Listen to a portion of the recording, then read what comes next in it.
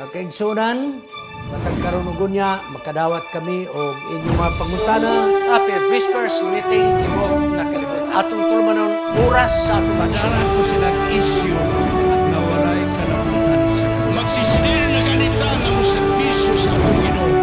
Ang yawa, pangita o pamagi, mo-offer na mura-mura po o iya sa Diyos. Ang inahan kaya ariglaran ang napulog na mga anak. Pinako kalimutan kayon sa Ginoo.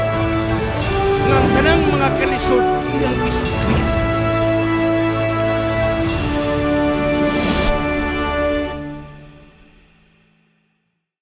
Happy prayer meeting sa Tibok Kalibutan. Ang atong Anis Media Ministry, Cagayan City, makikawang kaninyo, pipila ka mga guto, alang sa atong tulumanon oras sa atong leksyon. Mao kini ang atong panahon, nga tibok nga simana, nga leksyon nga nanay nga topiko sa Sabbath School Department General Conference, muna ang atong pag-iskutan. Busa karon mga kaigsunan, atong paminawan. Magapo kita sa atong pagsugod. Gamhanan ng Diyos na nakas sa mga langit. Salamat sa mapagtulungan ng gatag ka na mo. Nga kumabot ang mga kamalas-malasan sa among kinabuhi. Ikaw nagapakita nga walang ikaw mubiya ka na mo. Kaya ano na ikaw tuyo kung ang sabita mo sa among pagkinabuhi. Salamat nga ikaw nagatubag sa mong pag-ampaw sa ngalan ni Jesus Maglunas. Amen. Mga kaigsunan, sa dili pa kumato sa unahan, kining magpahinumdum ko ninyo, kung naatay announcement, ayuhon yun ninyo pagpaminaw.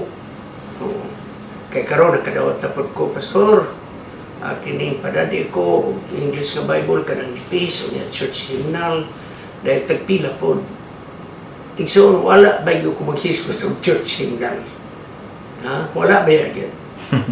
Bible ang akong hisgutan, English o Bisaya. Dayon, mangita ganin mo nipis, adto na lang mo sa Crystal Bookstore, kay kanang mga nipis-nipis nga mga edition, mahal man na siya. Ang ato, standard na yun. Yan na, pag yung pastor, pada di ko pictures Bible. Igsuon, kita pa ng hatag o Bible, magpili pag imuon sa inaong sa Bible, ayaw na lang. Sunod na pa yung kining Bible nga gi-offer nato, donation kining gika sa amo atong higala sa Anis Media Ministry. O ang iyang tuyo mao katong miyembro nga wala pa'y Bible o dili makapalit og Bible tungod sa kakulangon siyang kwarta. Nya kay bisag mga taga-asa na mo diha mo ngayon pa mo ayaw na kay para ni sa atong mga kaigsunan nga di po in taon makapalit og Bible. Akong balik ko na. Alang kini sa mga dili makapalit og Bible tungod sa kakulangon sa salapi. Muna igso ng atong tuyo. Ha? Sunod, magpahinumdum ko ninyo mas Pastor Serrano wala na sa Hope Channel. Ang Hope Channel, nagpadayon siya Hope Channel. Kini nga ito, nagpadayon ta. Kaya magkadaga man ko makakita ni Pastor sa Hope Channel ka na ako nakita. Gadulay yung ko na, ngawa na magtanaw. Kaya wala na ko dito. Anis Media Ministry again. Ha? Okay. Pagkaridot sa atong topiko, setbacks. Ang paghubad na ko ang setbacks mo ang mga kamalasan sa kinabuhi. Pero dili mayo nga pagkitabo sa atong kinabuhi. Sa Roma 5:3 pero sa 5 na yun din o dili lamang kini mao apan diha maghimaya kita sa mga kamalas-malasan, sa mga problema. Kaya nabalo kita nga ang kamalasan, musangko kini sa pagka mapinadayunon. O ang pagka mapinadayunon, musangko kini sa maayong pamatasan. O maayong pamatasan, musangko sa paglaom. Karon ang paglaom, dili kini mupakyas kanimo. Tungod kay ang gugma sa Diyos, iyan ang naggibobo sa atong mga kasing-kasing, pinaagi sa balang espiritu nga ato nang nadawat. Kaya mga kaigsunan, so, kita na to, nga kunay mga kamalasan mo sa atong kinabuhi, doon ito yun na. Himo kini o mapinadayon na to. No? Kanang dili ta mo atras mga kaigsunan. Karon igsoon ang atong leksyon doon na iyang illustration. Dili ko ganahan nga ang illustration sa atong leksyon. Mo'y ako pong gamiton. Mangita kong illustration nga sama-sama. Okay. Pila ka ba tuig milabay, nagliman ako. Kanang magwali bitaw nga dili pastor. Okay. Dito sa probinsya sa Bukidnon. Akong pamilya, may pa among mga anak, o among kaubanan sa akong grupo, gikan sa barangay, mitugbong mi sa lungsod nga nagbaktas. Kay mang-solicit mi para sa supply. Okay? Sinati namin na nang dala na kay sige na magbalik-balik. Gikan sa barangay, wa may mag-agi karsada, dalan na gina, pero mulapos gina sa lungsod mga kaigsunan. Karon mga kaigsunan, medyo nalangan-langan mi, hangtod nga nangit-ngitan mi sa dalan pagpauli. Nangit-ngitan mi. Gawas nga nangit-ngitan, may bundak ang ulan nila, bayang kakusog yun. Grabe kakusog. Kusog ang hangin. Pag-abot na mo sa dalan, nga sa tunga, sa humayan, kanang aplan nga humayan, may dalan ka na siya. Pag-abot na mo, di na namo makita ang dalan number 1, ngit-ngit, number 2, ang mga humay na nga tumba, nga harag, sunod tabunan ang dalan. Di gina mo matuturan ang dalan mga kaigsunan. Grabe na namang libot-libot sa humayan, pagkakakurba nga humayan. Di gina mo makita na asa ang dalan. Paingon nga to sa barangay nga among gipuyan. Ang among mga anak gagmay pa, basa ng ulan, nagkurores, katugnaw ng hilak na, mga kaigsunan. O nga kung kaubanan, mga team members na ko, nga kaubanan usab, eksperto sa dalan. Apare itong panahon, huwag yun sila nahimo. Kaya di yun nila matuluturan ang dalan. Akong balikon, ngit-ngit, ikaduha, natabunan og humay ang dalan tungod sa kakusog sa hangin. Paningson kalit, midaguok ang kining dalugdog. Di ba, kanang hapit na matapos ang ulan, nani dalugdog.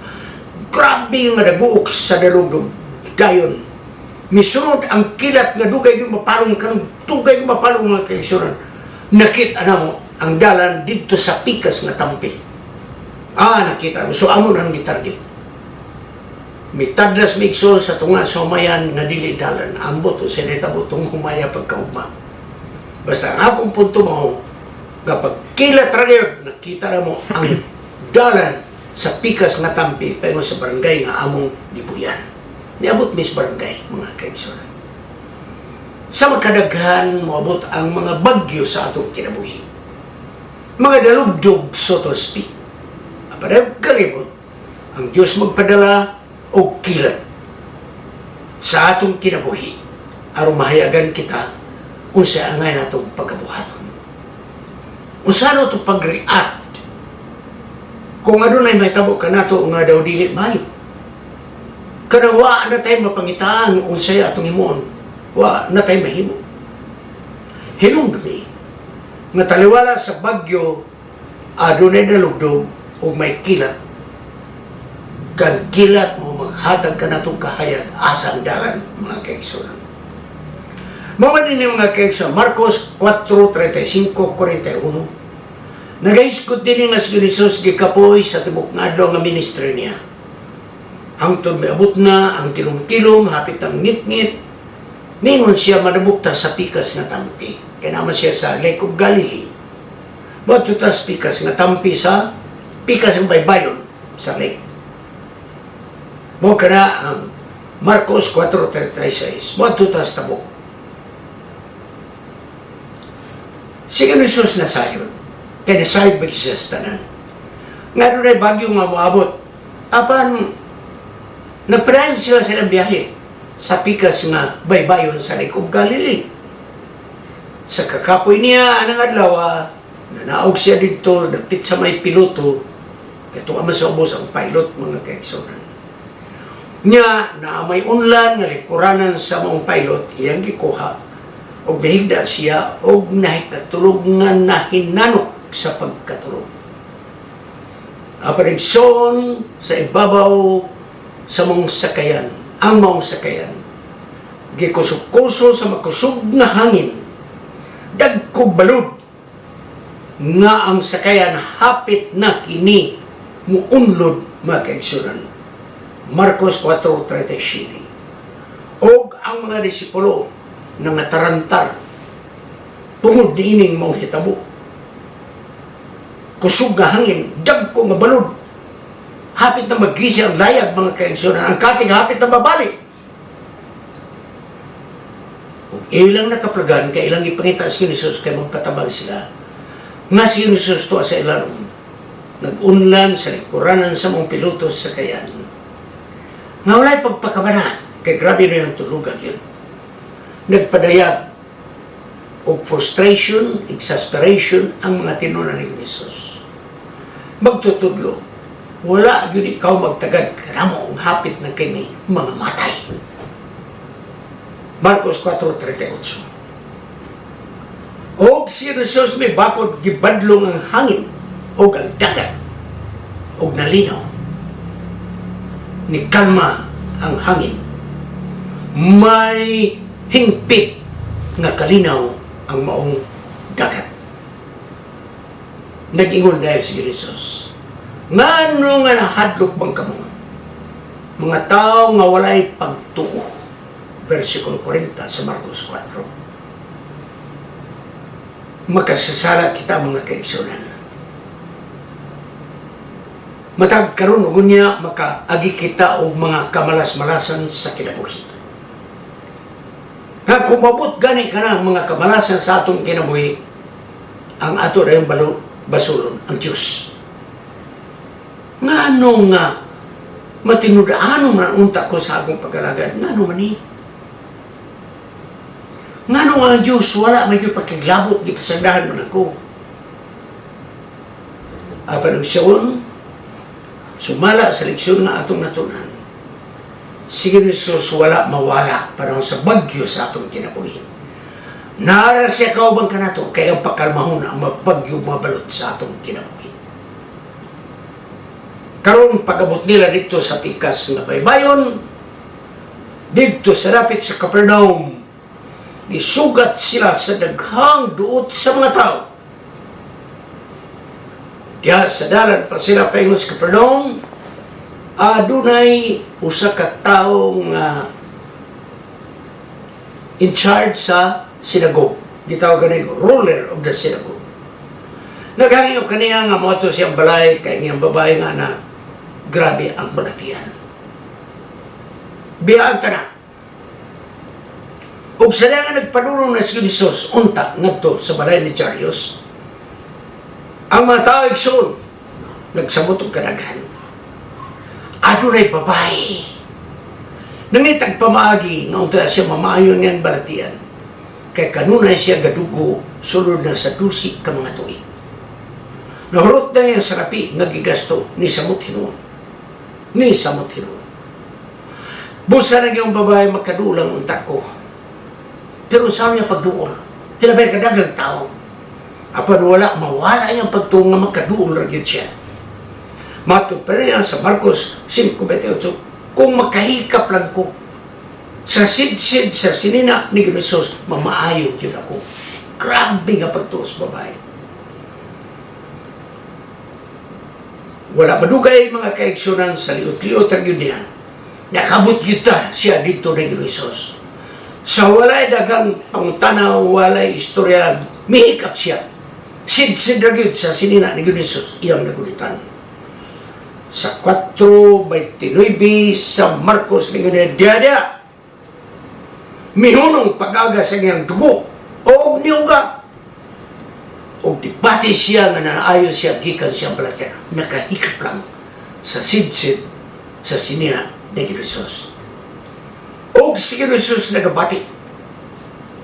Nga doon ay gahong nga migawas kaniya. Munang ngutanan siya, kinsa may nihikap sa akong sinina. Ingon ang mga apostoles, magtutulog, daghang tao. Sa kadlok sa babae igsoon nga nibala nga doon nihikap niya. Nagkurog. Unsa ni tabo kaniya, midol siya.